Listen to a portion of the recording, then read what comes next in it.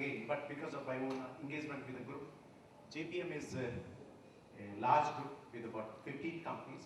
What I'm going to share with you, some of my experience of the best practices. Anil is there, he has published some of the featured untold HR practices. Way back, I think in 2005, he published that. Cover page stories of untold HR practices. I've served with some of the Padam Shri awardees, 4 Padam Shri awardees, I was directly reporting to them. In 84, I was the first HR head of Central, Aditya Birla Group.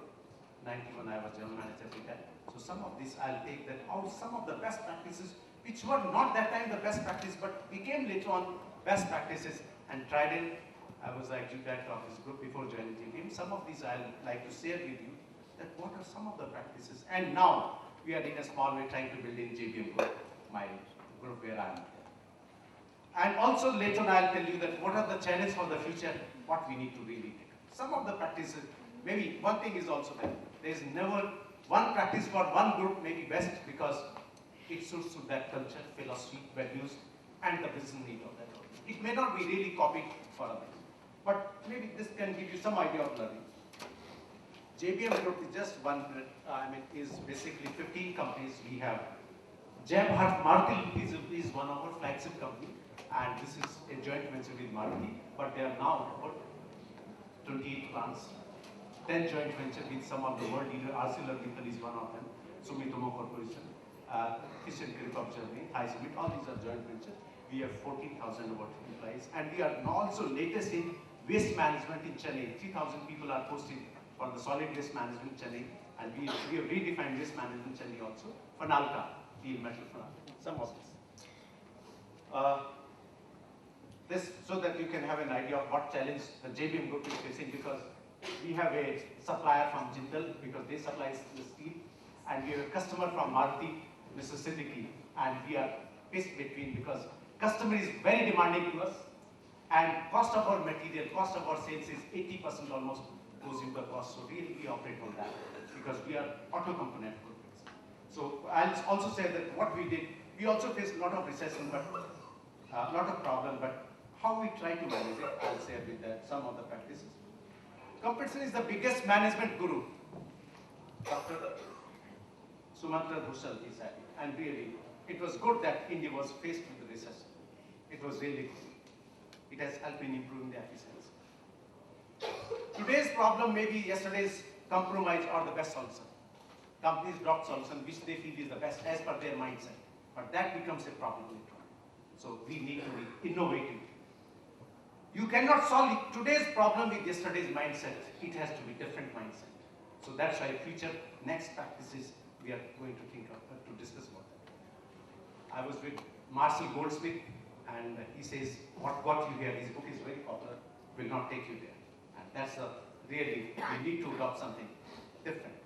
What Simhera defined was, if you always do what you've been always doing, you'll always get what you always got. But here is something also different, is that what got you here will not take you there. You have to be different. Some of the key attributes of new generation, because the challenge for the industries today, they are all, this generation is different than the older generations, because they have been brought up in a different, well, I still remember, I used to take Luthans, Fred Luthans, Kotler, कुर्ते के नीचे छुपा के खेतों में ले जाता था, मैं हल जोतता था और MBA कर किया था. That's why what I did way back in '78. I read Fred Luthans, Keith Davis, Kotler in my fields. Now the generation is different. I know what books, what knowledge is there. My son has passed from IIM. I was seeing what is the latest syllabus. There's a drastic change in the syllabus. Well, values learning, acutely afraid of obsolescence. The new generation is that they want new value learning. That is always keep on learning. Value instant gratification. Yes, today's generation want immediate gratification. They cannot wait. They don't have patience. Once goal set on Monday, review done on Wednesday, and rewards declared on the Friday. They want immediate results. Enjoy action over pep talk. No talking. Just we want action results. Work hard, but value work-life balance. They want value work-life balance. Willing to listen, but have a mind of their own.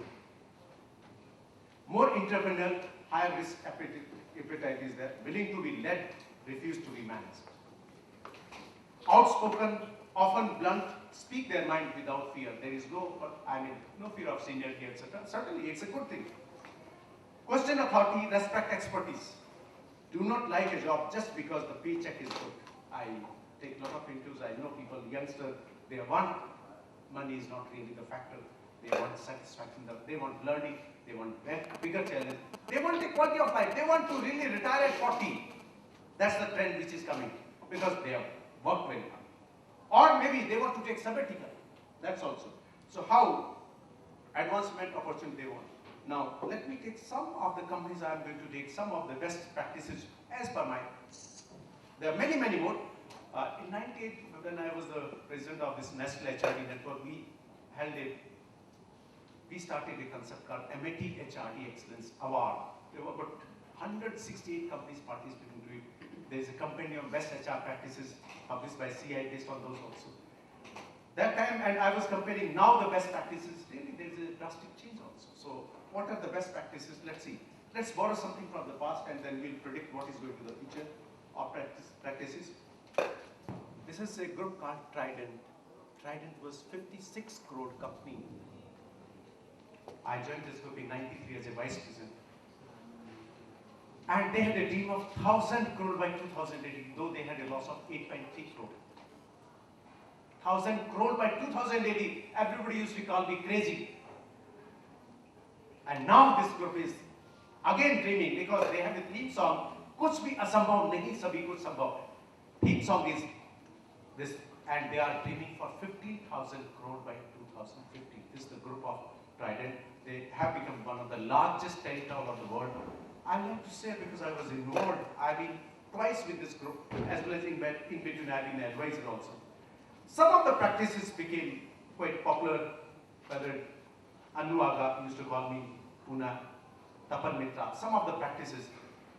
Let me take something from that. And I recently got the opportunity to be with this group itself. So some I have modified based on my new learning. Abolition of attendance for 3,000 employees in 93. Can you believe it? No attendance marking, no punching, no leave application. You are just to declare your salary at the end of the month, salary will be paid. No marking. Because trust leads to trust, and trust is required for excellence. Because with mistrust, you can't achieve excellence. This was the first company in the country that 3,000 employees, they even factory worker, I'm not speaking of this, was a factory. They said no. I'll tell you how this experiment started. Okay. Second, if you have to leave, go for a leave, it is your responsibility to make arrangement from your colleagues who will take care of your seat. One. Second, the work should not suffer. Before this concept, I used to submit my leave, give it to MD, and I'll be on leave. But today, I have to tell 10 of my colleagues that tomorrow I'm going to be on leave. Any work pending. So communication, self-responsibility, commitment has gone up. Second was, decide your market value. Everybody was, there were people saying, salary is less or that. Mr. Rajendra Gupta, who is the managing director of this company, said, Dabas, let's design a form. Let's ask the market value. And we asked the people, what is your market value? Somebody said 21% less. Somebody said, 17% should be my higher salary, or like that. Somebody said 25. We asked everybody. We said, all of you have worked for these targets because we used to work. This mission for excellence was started in Gandhi's Jayanti on the 2nd of October 1999. And we had that concept that there was a lot of challenging targets were evolved out of the team itself. We said, okay, if you achieve all these targets, what you have said, we are going to give 30% in mass to everybody, minimum salary increase, 30%. For the next 10 years, this company, this group has maintained, they are one of the highest pay masters in the country. One of the highest, I would say. 30%, 30%, 30%. When in 99, I went there as an advisor, लोग कहते साहब ये तनख्वाह बढ़वाना कम कर सकते हैं क्या? मैं कहा क्यों? कहते तनख्वाह हमारे जेब से ही तो जाती है, हमारे उससे ही जाती है, because the work is really challenging. And really, what was more important is we asked people, okay, you are asking for the salary, we will give you, but what you are going to give in terms of responsibility? We will give you, we will not ask if you submit your proposal for high responsibility, we are going to believe you, kindly do it. And without any question, he was given the empowerment to take assume high responsibility. This was really, and the work is in Thailand is quite challenging, really. It's very, very challenging. Biannual open house, anybody can speak anything. There are 2,500 people sitting in lawn, no chair. MD also sitting just on the lawn. Anyone can say anything. The instruction were that nobody will be punished even if somebody speaks about it. One person, somebody said about a unit head, not unit, he was the vice president of a group company. Somehow he was asked to quit. You'll be surprised because this company maintained value. I remember that person. I will not like to name that.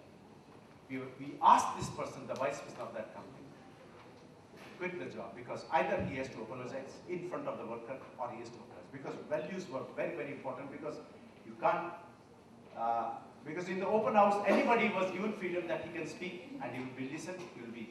So that was also there. Biannual open house. When we started, it was all a grievances forum, but we displayed that what are the steps being taken, what are your concerns, these are solvable, these are unsolvable, and these are you have to wait for some time.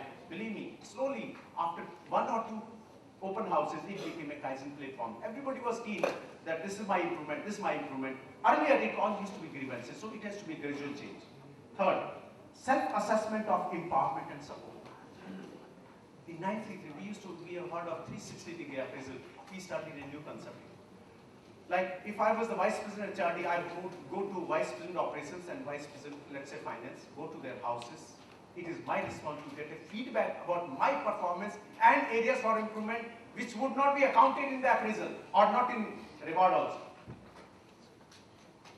I will go over a cup of tea. This is my responsibility, and I have to really. Most of the people used to give feedback so that you can improve. Now, MD said, Mr. Rajendra Gupta, mera feedback kaun denge? You are the person my colleagues. I said, sir, why don't you go to the plant? There was a paper plant also in Bardala. This factory is in Bardala. After 2 hours, I invited him, designed a form. There itself, got it photocopied. Look at kya vichar hai Gupta ji ke baare mein. What is his strength? What are areas for improvement where he did? What is pinching us? All this, 10 points I invited him in front of him. We spoke all that.